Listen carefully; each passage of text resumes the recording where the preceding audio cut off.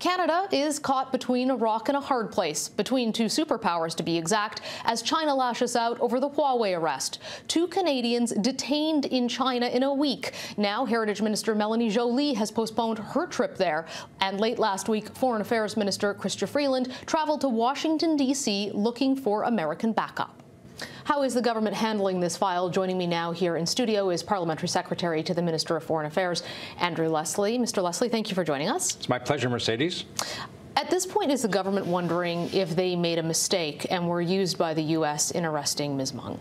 First of all, no, the government did not make a mistake, and let me try and explain why. We were responding to a request for extradition, a warrant submitted as per treaty with the United States to us. So it's not a question of the government of Canada saying, yes, go ahead. It's a question of allowing the judicial system to do its duty because we respect the rule of law. So there was no political interference in this? Absolutely, categorically not. Explaining that to China is a little bit more difficult, and with President Trump coming out and basically using this as a bargaining chip, how do you explain that to Beijing, and do you think that they believe there wasn't political interference? I think that there's some very wise people who have some experience with Canada that reside in and around the centers of power in Beijing, so they fully understand it. It's probably difficult for them, for certain members of the Chinese population to understand just how fervently the majority of Canadians cling to the principle of the rule of law and an independent judiciary. I think that with Minister Freeland and Secretary Pompeo's recent press statement at their press conference of literally just a few minutes ago, it's been made very clear that the United States Secretary of State has said that they respect the rule of law in this process and that politics has to stay out of it. Do you think that you're making progress with Beijing in terms of convincing them to give you access to Canadians and perhaps to dial down the heat on this file? I think that's a critical point, and right now the minister's role, the Prime Minister's mine, and many others is to do just that. Diplomacy, this is the time for careful, nuanced discussions. Unfortunately, we've not been able to establish personal contact with one of the detained persons, nor are we yet aware of the specific charges.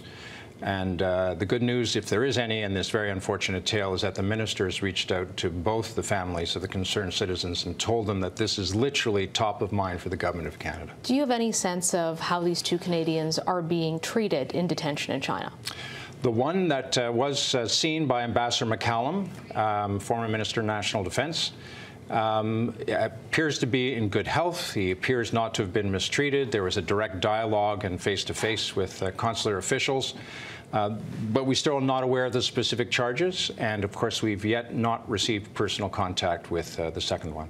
What is your government asking the Americans to do to help on this file? Well, the Minister of Global Affairs, Minister of Defense, just met with Secretary of State, Mr. Pompeo, and General Mattis, Secretary of Defense. And I think they came out as a foursome very unified in the applicability of the rule of law, reinforced the strong and deep and lengthy relationships between Canada and the United States. And as well, Secretary Pompeo bluntly called for their release of the two detained Canadians.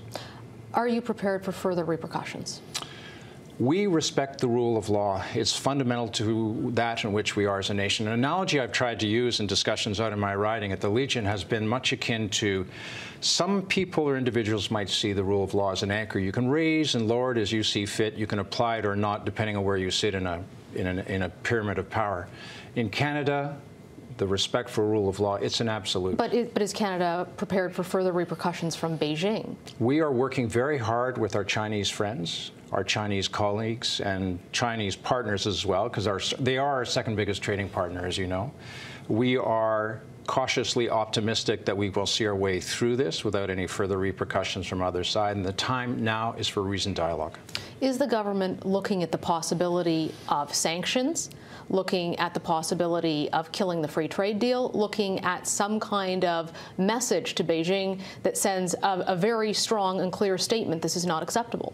I think you'll find that the interaction that Minister of Global Affairs, Minister of Defense just had with Secretary of Defense and Secretary of State for Foreign Affairs, our American colleagues, that in itself is a strong testimony and testament to the power of rule of law. And But is Canada considering tariffs or sanctions on China? As far as I know, there's no such discussions underway. What we're focused on right now is separating the whole idea of the consular issue from the 2 detained Canadians. The respect for the rule of law, and I keep on banging on about this, but it's central to our theme of all that we do internationally. And I think it's been very clear, but one last question. Should your government be considering putting out a travel warning to Canadians that they could be arrested if they go to China? The travel advisory right now calls for people to exercise a very high degree of caution, to be balanced and fair. That has been in place for some time. Is it time to upgrade that? We will see. Right as of just a few minutes ago, when I checked it before coming into the office, it had not changed. Before you do go, I would urge all people to get hold of the Department of Global Affairs or look at our websites for any further additions or additional information that might be required to ensure your safety and security. But like I say, we stand ready to serve. Oh, and by the way, if you're going to travel, make sure you get hold of the consular office in the country that you're traveling to and let us know. Are Canadians in China at risk? I don't believe so. I don't believe so. I think that they have been taken into custody for very specific reasons, which have not yet been articulated to us. And when the Minister of Global Affairs directly asked the Chinese ambassador if there was a direct linkage, he was told there was not. She was told there was not. Andrew Leslie, thank you very much for joining us. Thank you. What should we expect from China with that perspective? Michael Herson joins us. He was the former U.S. Treasury point person in Beijing and now heads the China division of the Eurasia Group out of New York City. Michael, what do you think Chinese officials view this as? We've seen retaliation. We've seen them detain Canadian citizens. Why is China reacting this way? I think from the perspective of Beijing, they're in a difficult political balancing act. Clearly, the arrest of this leading business executive, the daughter of the founder of Huawei, who is a household name in China, a business icon, is arousing significant nationalist sentiment in China. At the same time, you've got a fragile truce between President Xi Jinping and President Trump. And what we've seen in recent days is the Chinese side really make efforts to keep this truce going despite the arrest of Ms. Meng from Huawei.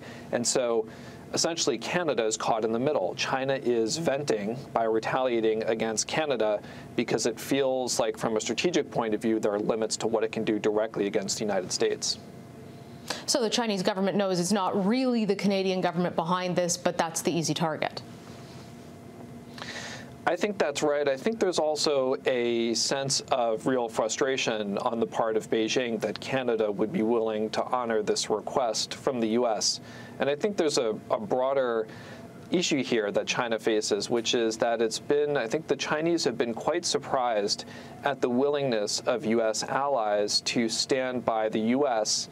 on some of these really intense geopolitical issues between the U.S. and China in the last year or so.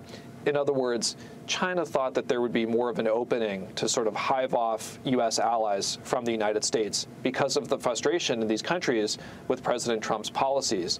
But what you find is that many of these allies, including Canada, are not so quick to to downplay their relationship with the U.S., and many of them share these concerns, national security concerns about aspects of Huawei and China's foreign policy.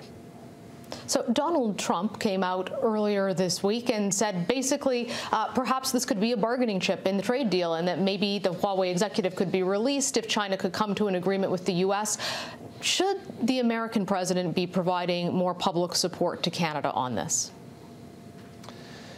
Yes, I think he should, and politicizing this creates some real awkwardness for the Canadian side, because here you have Canada saying, look, this was an issue of rule of law, of an independent judiciary and law enforcement system, honoring a request from the United States, and then the president politicizes it, which implies really maybe this is not so much about rule of law, and this is really about a political quid pro quo between the U.S. and China. So I think it's very awkward for the Canadian side, but it also creates some political risks for Trump at home. we've seen President Trump prioritize trade deals with China over some of the national security concerns that are bubbling up. And there is very broad political support in the U.S. for addressing these national security concerns. So you've already seen U.S. officials, members of Congress come out and say, no, this is not a bargaining chip. And so I think President Trump is going to have to be careful in terms of the degree to which he politicizes this, because he will face blowback at home. Michael, what should Canadian officials be prepared for in terms of further retaliation, and how do you see this playing out? It will depend clearly on what happens over the next few weeks. The fact that Ms. Meng has received bail in Canada, I think, helps lower the temperature at least a little bit. There's also the possibility that if she is extradited to the U.S., clearly that will displease China, but it might also shift some of the focus of this back onto the United States from Canada. Michael, thank you so much for your time today. We appreciate you joining us. Thank you.